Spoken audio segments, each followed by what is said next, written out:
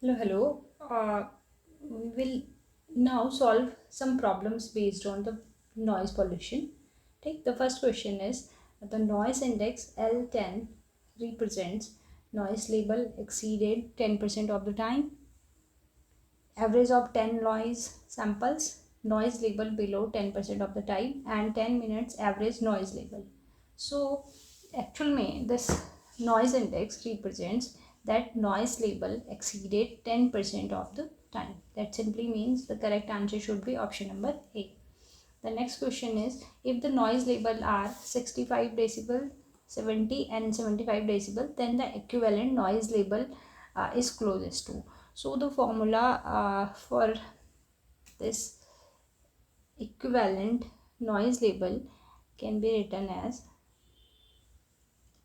10 1 upon n sigma and I equals to 1 to n 10 to the power li divided by this 10.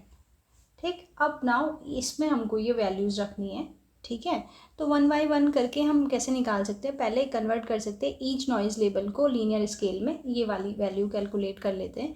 ठीक है, तो 65 decibel के लिए ये कितना हो जाएगा, मतलब ऐसे पैरेलली निकाल लेते हैं 65, 70 और 75 के लिए. तो 65 के लिए ये हो जाएगा 10 टू द पावर 65 बाई 10. ये हो जाएगा 10 to the power 70 by 10. This will be 10 raise to the power 75 by 10. ठीक, जब आप इसको सॉल्व करेंगे तो ये लगभग लगभग आएगा आपका 3.1623 इंटू 10 टू द पावर 6. ये आपका आ जाएगा 1 इंटू 10 टू द पावर 7. ये तो बहुत सिंपल है, ये भी इतना ही आएगा 3.1623 इंटू 10 टू द पावर 7. ठीक है, अब ये वाला सॉल्व कर लेते हैं, यानी एवरेज निकाल लेते हैं. सो एवरेज अगर मैं निकालूं तो इन तीनों का, यानी these 3 divided by 3 and it will somehow come out as 1.4928 into 10 to the power 7. ठीक, ये हमारा एवरेज निकल गया. अब LEQ निकालने के लिए हमको ये फॉर्मूला लगाना पड़ेगा, यानी it will be 10 log base 10 और इसकी वैल्यू हमारी आई थी 1.4928 इंटू 10 टू द पावर 7. ठीक, और अगर आप इसको यहाँ मल्टीप्लाई करें तो इट विल बी 10. इसको हम रीराइट करें तो यहाँ सॉल्व करें तो ये हो जाएगा log 10 बेस 1.4928 इंटू 7. ये जब निकालोगे आप तो ये 7 हो जाएगा. ठीक है, +7, सॉरी, दिस विल बी +7. और ये हमारा सीधे सीधे इसकी वैल्यू आ जाएगी लगभग लगभग 0.174 प्लस 7. तो ये लगभग हमारा हो जाएगा 71.74. यानी सिंपली जब इस फॉर्मूले से आप इसको कैलकुलेट करेंगे तो ये लगभग सिमिलर आ रहा है 71.74 के, जिसको हम इक्विवेलेंट मान सकते हैं. इन सब में से जो क्लोजेस्ट है वो 72 है, तो 72 will be the correct answer. ठीक, नेक्स्ट क्वेश्चन है हमारे पास, which of the following is a passive noise control method. इनमें से पैसिव नॉइज कंट्रोल का पैसिव मेथड कौन सा है. Muffler in engine, air plug, active noise cancellation using phase opposition and anti vibration mounting. So इसका जो correct answer है that is air plug. ये हमारे पैसिव नॉइज कंट्रोल के मेथड हैं. ठीक, नेक्स्ट जो क्वेश्चन हैं they are based on water pollution. Next 2-3 questions, and the question is the ratio of BOD is to COD in untreated domestic waste water.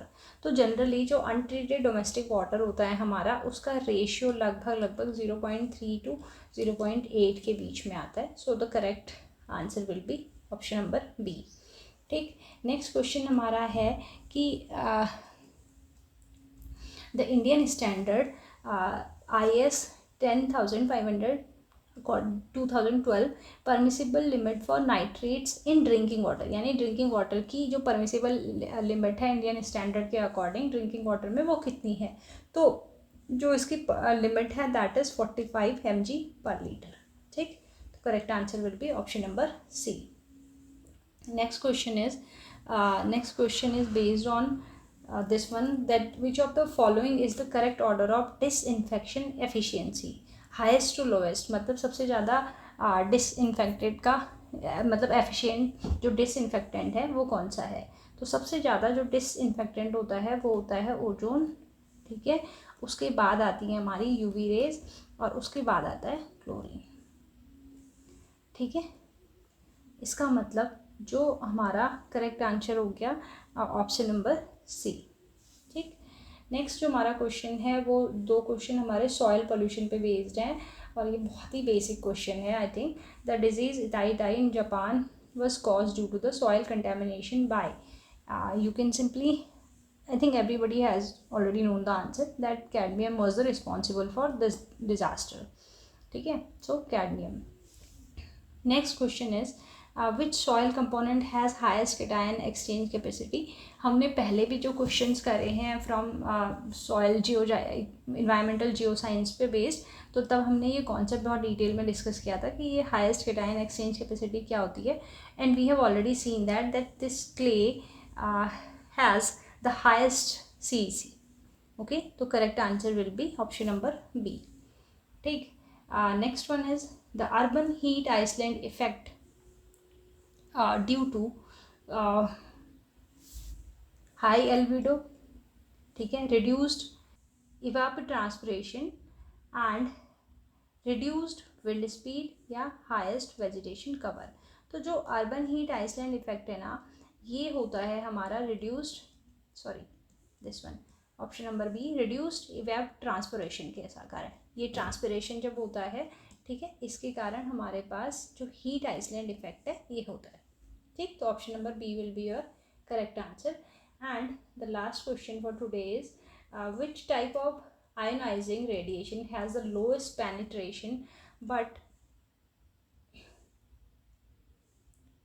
But highest ionization density. इनमें से कौन सा है जिसमें लोएस्ट पेनिट्रेशन पावर है but highest ionization density है। तो इस कैटेगरी में normally they fall comes into the category of alpha particles. So the correct answer will be option number A.